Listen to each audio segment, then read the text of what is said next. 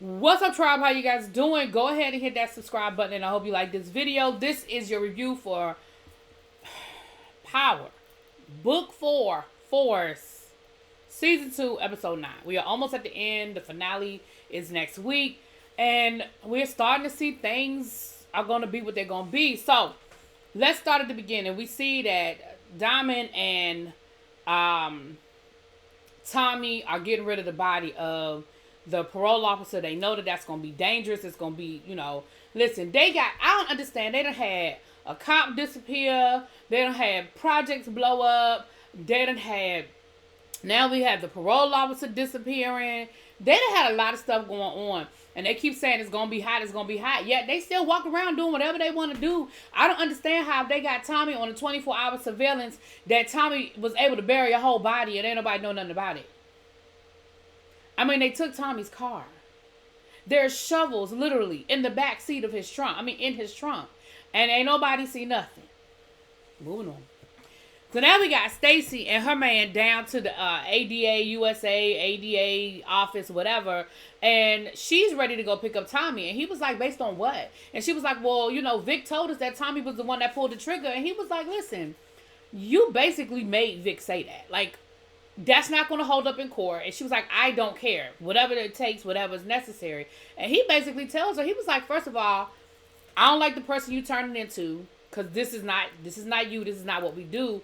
And second of all, if you do push this issue and you do pick up Tommy, I'm just going to let you know now that I'm going to have to let the defense know that this is bogus. And I don't really want to do that. And she was like, whatever, you're not going to do it. And I guess she know him well enough to know that he mean what he say and he say what he mean. And so she was like, okay, fine. Maybe we can dig a little deeper. Maybe we can get a little more, a little more information. So she decides that they need to get a bug into Tommy's house. And they're trying to figure out all the different things they need to do. And they were talking about the security that Tommy has in his house that is so high tech. And they were like, yeah, because he's added all of that recently. First of all, Tommy's always had that security. At least I remember Tommy always having that security. But let's just say he didn't. Why now, Tommy? You've been living there. You like, sir, now all of a sudden you need security? Extra security at your house? Whatever. Neither here nor there. They come up with this bright idea that Vic should be the one to plant the bug in Tommy's loft. Now, I understand that they really don't care about Vic in this whole scenario, but you have to know that Tommy doesn't let too many people in his house. Now, granted, Tommy did search his loft for a bug the first time. Maybe that's why he added more security, because after they found out about after they ran up on the cop and Vic had to take care of that, Tommy did think his house was bugged. So maybe that's when he added more security. I'm gonna give y'all that. Now Tommy also let Diamond know that they got a snitch, and they're trying to figure out who it is. Well, Tommy is convinced that it's Jannard. And Diamond is like, listen, I know Jannard done a whole lot of stuff, but at the end of the day, Jannard is streets, and he already know that that's the bottom of the barrel. Like, you go there, there's no coming back. Well, he was a whole crackhead, so I don't know. Diamond thinks that it could be Vic, and Tommy was like, nah, like he killed a whole Fed, like he killed his dad, like he's solid. So I guess in Tommy's mind, the more heinous crime that he committed, I guess he felt like that makes him not be guilty. But Tommy comes up with this idea. Their lawyer that they got on the inside, she got a plug with the phone company. So he gives everybody new burners, and he makes everybody switch up their burners, and he's going to give the numbers to the lawyer, and then she's going to let him know which one of those numbers show up as part of the investigation. He's like, then we'll know who's the snitch. Again, Tommy's money is on Jannard. Diamond's money is on Vic. Then he starts thinking that Shanti might be involved, but of course, if he thinks it's Shanti, then that still brings him back to him thinking Jannard is involved, right?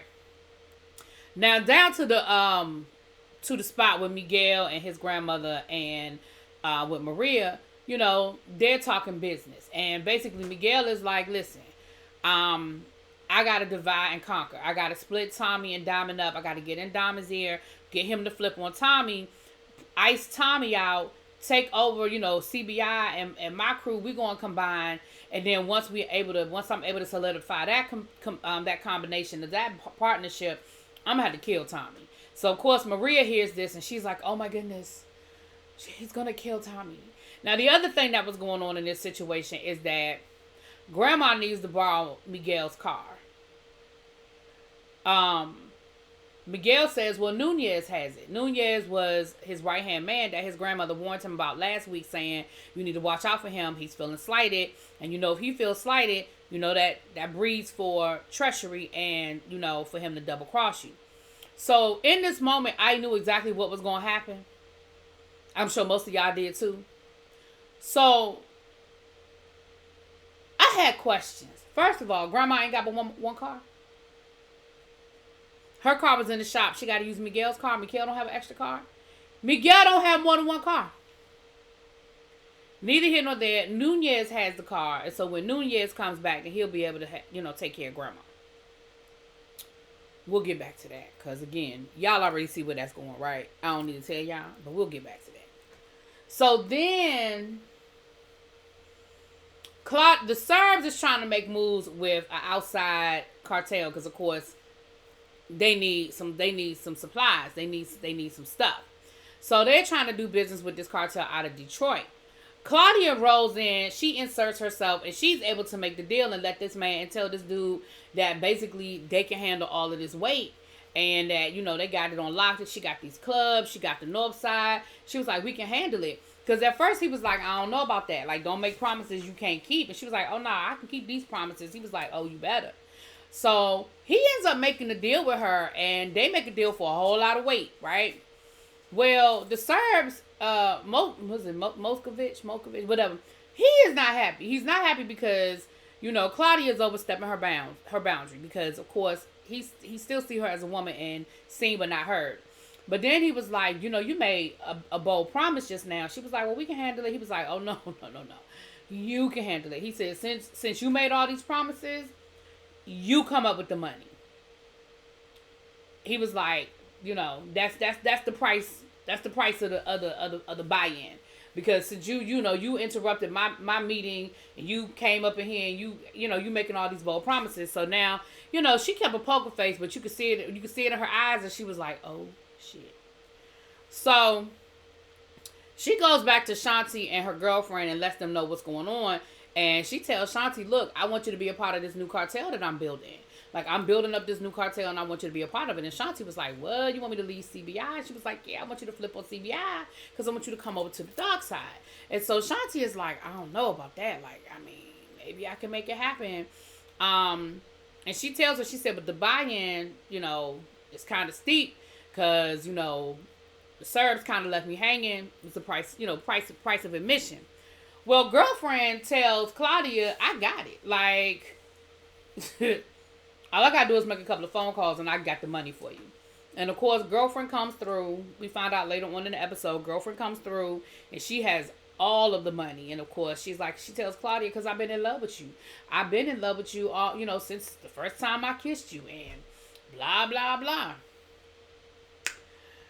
I don't know where we're going with that, but okay. So, they get the warrant to get the bug on Tommy's loft. And, yeah. So, that's going to be legit. Now, we see Diamond go over to Leon's house to go see his mama. And, of course, his mama is like, what you doing here? And she's upset. And, he brings her Leon's stuff from the gym, his sneakers and some comic books. And then we see that Daddy's home, right? He rolls up and he's like, what you doing here? Like, this the man that got our son killed. What you doing here? He was like, don't worry, you won't be here for long. And he was like, what you mean I won't be here for long? He was like, you gonna find out. So Diamond puts two and two together and realizes that he's the dude that went to the parole officer to make the parole officer roll up on me and know that I was dealing drugs again. Even though I think the parole officer suspected it, but that's another conversation.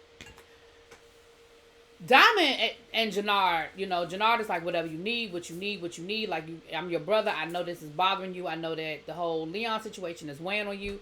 He said, listen, I need you to do me a favor. I need you to find out who shot Leon. I need you to find out who did it. And number two, I need you to find out, I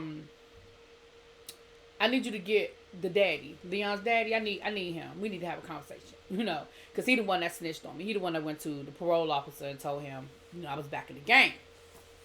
Now, down at Tommy's loft, Maria then showed up to let Tommy know Miguel's going to kill you. As soon as he's going to try to come in between you and Diamond, and as soon as he's able to do that, he gonna get you. And Tommy was like, for real? Like, okay, well, I kind of see where we're going with this, and I'll handle it. He said, but Maria, right now, things are kind of high. I want you to stay here so that I can keep you protected, because it's a lot going on. So Maria says, well, who is Keisha? Lakeisha, whatever the girl name is. Tommy was like, where you get that name from? She was like, don't worry about it. Well, who is she? So Tommy tells her, she was somebody that I was going to marry, but she couldn't handle the life, and she's dead now. And she was like, I'm sorry. She said, the AUSA, whoever, Stacy came to see me. And she was the one that gave me the name. And Tommy was like, so I mean, like, what you trying to test me or something now? And she said, listen, I don't know. But I mean, at this point, it's a lot going on. And I just, I'm a little scared about the whole situation. Tommy was like, don't worry about it. I got you. You stay here while I go out and I need to handle some business. Child, whatever. Okay. So, down to the apartment, we see Miguel and Grandma talking. Then we see Miguel meeting up with Diamond, and Miguel is all smiling. Like, he was coming off so fake. Like, normally Miguel is like, what's up? What you doing here? Now he all like, hey, Diamond, how you doing? How's it going? So I'm sure that Diamond already knew it was some ish going on. Like, it was some shit in the sauce, right? Like, what are you talking about? So Miguel tells Diamond, listen, I feel like me and you can make some moves together. Like, we've been making a lot of money together. You moving a lot of weight. I feel like maybe we can combine our crews and there will be more bang for the buck. He said, but on the flip side of that, though, I don't know how I feel too much about the outsider. I don't know how I feel about your white boy Tommy. He done came in from the outside. He's sort of infiltrating, and I don't know how I feel about that.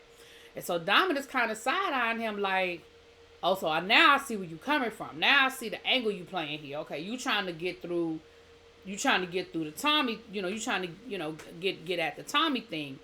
Well, before they could finish this conversation, Grandma comes out. Grandma was like, all right, I'm gone. And we see her go outside, and Nunez ain't nowhere to be found. And she was like, well, where is he? He was supposed to be driving me. She said, never mind, I'll do it myself. So, of course, she gets in the car, and the car blows up. The bomb was meant for Miguel. Now, here is where I'm confusion. Miguel, it never occurred to you that your grandmother told you to watch out for Nunez. It never occurred to you that Nunez was the one that had your car. It never occurred to you that Nunez was nowhere to be found when the car went kaboom. Like, none of these things connected in your head. But, of course, they immediately blame the Serbs. It's always the Serbs, right? So they're going to get revenge on the Serbs. We'll get back to that in a second, child. Now, down to the house. Listen, I got questions. We are almost at the end of season 2. I have questions. Where is the daddy? Okay? Where is Tommy's brother's daddy? Where is he? We saw him one time last season. He's supposed to be upstairs. They ain't added nothing to this house. Tommy is making more money than he can spend. And they ain't even put no new wallpaper. They ain't got no paint going on. I mean, they don't even have a new refrigerator. What are we doing to this? Like, what is going on? Neither here nor there. Kate is still drinking. And he gets a phone call from the place that they done sent D from, let him know that D was in an altercation and D has left the program and they don't know where he is. He MIA. So later on in the episode, we see him find D. D is at Marshall's house. He had his friend's house. He done made it back to Chicago. I don't know how he got back to Chicago with no money, but he done made it back to Chicago, child. And he is playing video games with his best friend and down to the apartment. Okay. So now they down there. He come rolling up in there and he want to have a father to father. Look, I'm so sick of him apologizing to this little boy for abandoning him. Talking about something, I'm sorry, you right. I shouldn't have let Tommy take you like that. I was wrong for letting Tommy take you. You right. I'm sorry. I'll talk to Tommy. I'm sorry. And even D told him, man, stop apologizing. What are you doing? Stop apologizing. You're doing too much. So we see him talking to Kate later on, and he tells Kate, I accept your apology because I realize now that when you abandoned me, you were a 16-year-old child or 15-year-old child. I was a grown adult, and I let my ex-wife take my son away from me, so I'm not much better than you. But we're gonna work through it. And he said, D's back, but you got to promise me you're not going to go see him. If y'all could trust Kate, y'all would have told Kate from the beginning that D wasn't dead. So now all of a sudden you could trust Kate. And where Kate gonna go look for him? How does Kate know how to find him? I mean, anyway, I don't even care about that storyline because I think it's stupid. Because y'all act like the people. Never mind. I already said that. I ain't got time for that. Now down to the gym, we see Ashanti and we see Jannard talking. Now Ashanti lets Jannard know about the deal with Claudia, and Jannard is like, I don't know about that. He was like, listen, I don't know about going after my brother. Like, I'm still cool with the plan to go after Tommy, but I don't know about pushing Diamond out. Diamond let me back in CBI. Diamond's really looking out for us. And she was like, bruh, I got you back in CBI by giving up my territory. Like, don't act like Diamond did us no favors. She was like, what's going on? And like, she kind of like tried to punk him. He was like, yo, what is going on with you?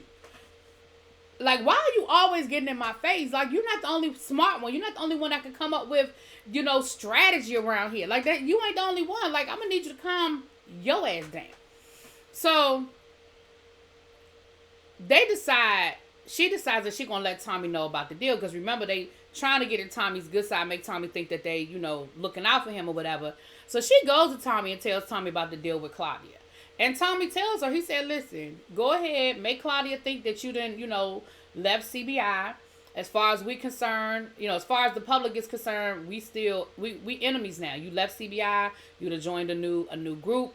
Probably I'll let you know as the deal unfolds. And she was like, I'm not on no need to know basis. Like, I'm putting my reputation on the line. I need to know what you're gonna do. And Tommy was like, I'm not really sure how this is gonna play out yet, but we're gonna roll with it. We're gonna we got to keep Claudia close. So, she wants to try to, I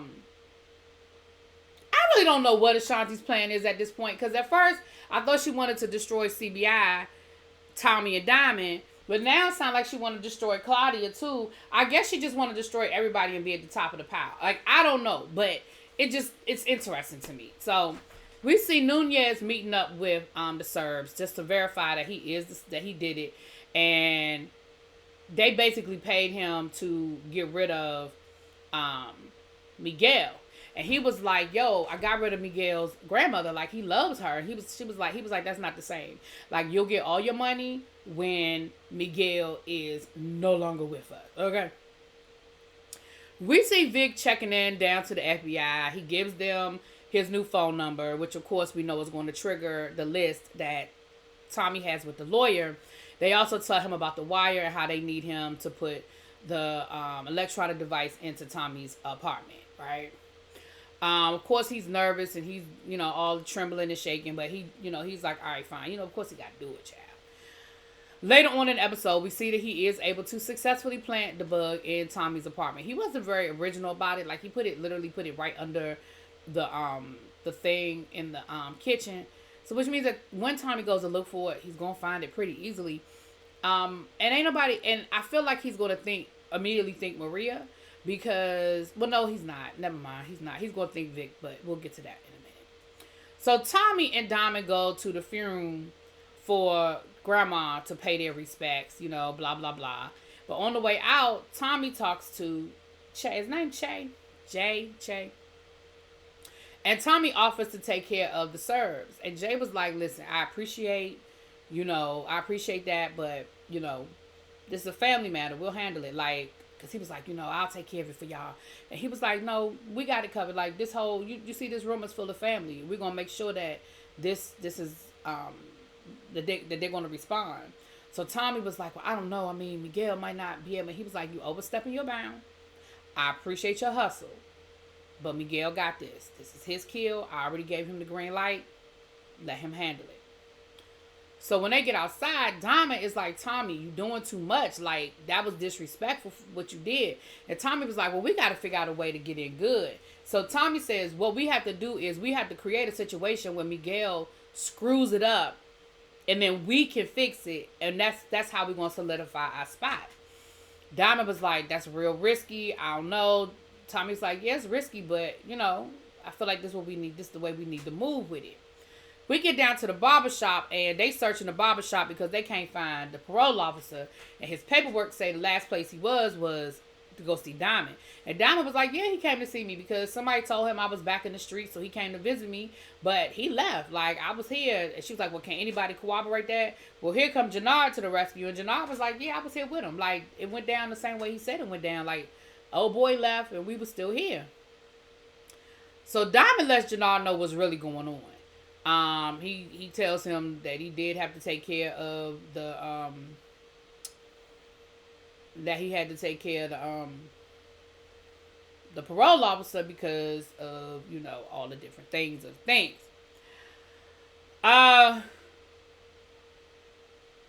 Jannard gets the daddy for Diamond, and Diamond ends up killing the daddy, which of course we knew that was going to happen. He said, you killed my son. He was like, no, you killed your son. He was like, you treating your son like he wasn't ish.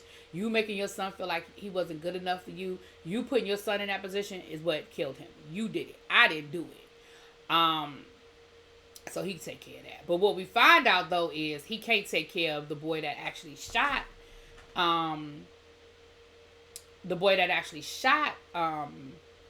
Leon, because he's the nephew of the one of the people they created this coalition with.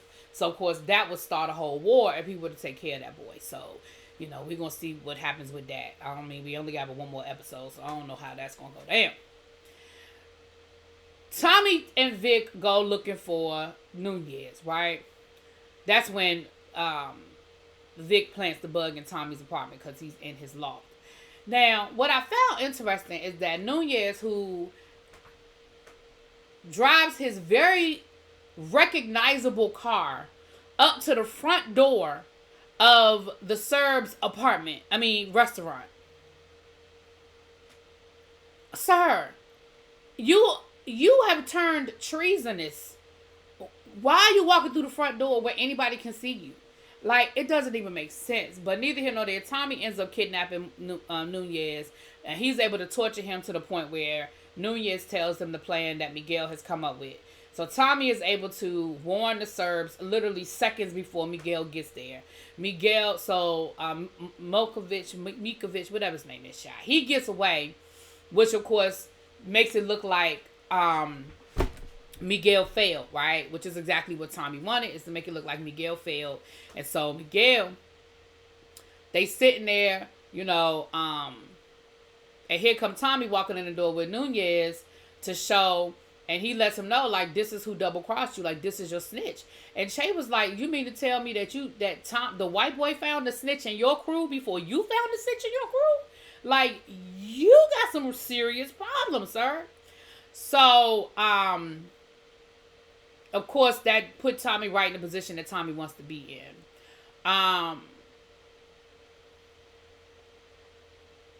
We find out I don't care about Tommy and Maria wanting to go to Barcelona. I don't even care about Stacy and her man having sex in the office. I don't care about none of that. The last thing we see is Tommy talking to the attorney, and the attorney letting Tommy know what phone number pinged. Now, he asked about Ashanti's phone number, and she was like, nah, it's not this phone number, it's this phone number. And when Tommy realizes that it's Vic's phone number, he is hurt, because, of course, he just knew it wasn't Vic. So the last thing we see is Tommy stalking Vic in his attorney's car, because, of course, he can't ride around in the Mustang that everybody knows, right? And that is pretty much where this episode ends. Anyway. And Diamond's off of parole, but it don't matter. His ass about to go back to jail. Anyway, talk to y'all later. Bye.